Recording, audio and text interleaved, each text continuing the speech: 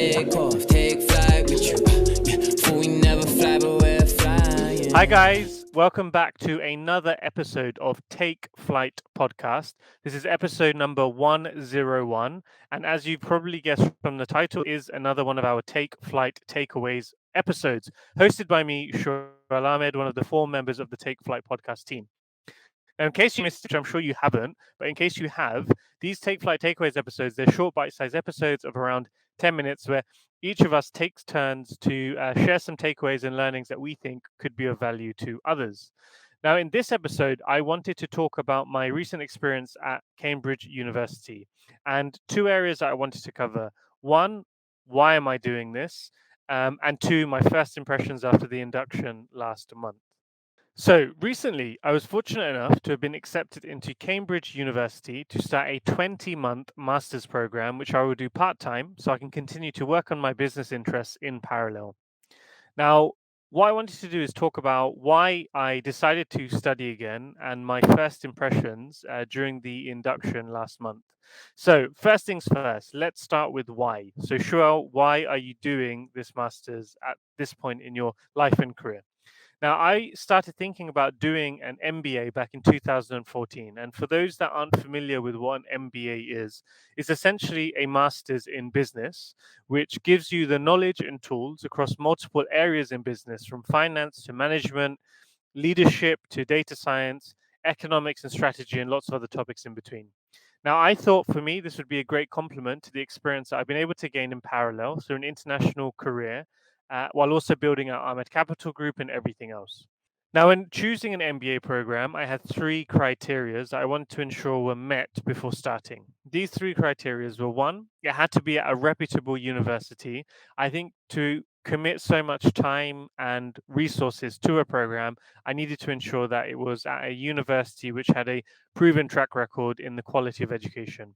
2, I personally wanted to do it part-time. It was important for me that I would be able to study and apply everything that I'm learning at the same time. Application was very, very important, and I wasn't interested in going into full-time studying again. And the third criteria was that I wanted to do a program where it would open up my network professionally to business leaders from multiple industries. So typically, a program like this should be catering for people a bit later in their career. Now, based on those 3 criteria, I looked at it deeper last year, and I was thinking about applying for an MBA then. But then with COVID and the pandemic, I decided to hold it off because I also didn't want to start a program with it being virtual. I really wanted to have that in-person experience to maximize the criteria that I've just mentioned.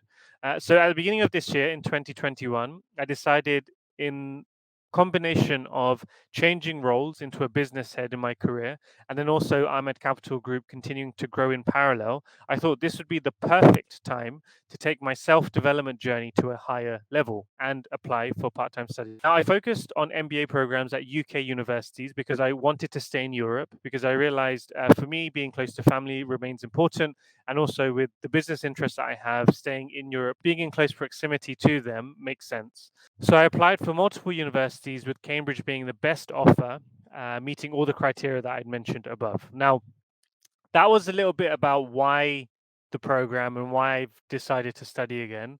Um, Next, I wanted to share a little bit about my first impressions while there last month. So, first impressions, one was really appreciating the history of these institutions, the content, the lecturers, the 800 years of history behind this university. Now, I've read and heard about it, and I have multiple friends that have studied at Oxford and Cambridge, but it's only while there that I really was able to appreciate the history behind it and how it really comes through in the quality of the environment and the studying. Um, and there's 37 different nationalities in the classroom. And in terms of their backgrounds, so these people are coming from multiple industries, from finance, tech, real estate, NGOs, healthcare, politics, professional sports, range of people. But everyone was so welcoming and open and happy to share their strengths and some of the challenges that they're facing, and so excited about this experience that we were embarking on together. Now, that's how things have started. I'm still now in the process of trying to carve out 10 to 15 hours of studying time every week on top of everything else. It is a challenge, but I'm loving it. And I keep repeating to myself that these are the challenges that I wanted to have 10 years ago. So really try to embrace it now. And I'm sure 10 years from now, I'll look at this moment in time and think this was a walk in the park too. And the first few days in class, when I was sat there listening to people around me and their viewpoints and what they've been able to do with their career, I found myself sat there thinking, how the hell am I here right now? And it was crazy because during the course of the week, I actually grew to realize that I do have a voice. The people around me really appreciated the contribution that I was making, and I had really earned the right to be there. So I can't wait to learn from these superstars around me and see what we will all do together. And this course as well, it is a big time investment, it's a big financial investment as well.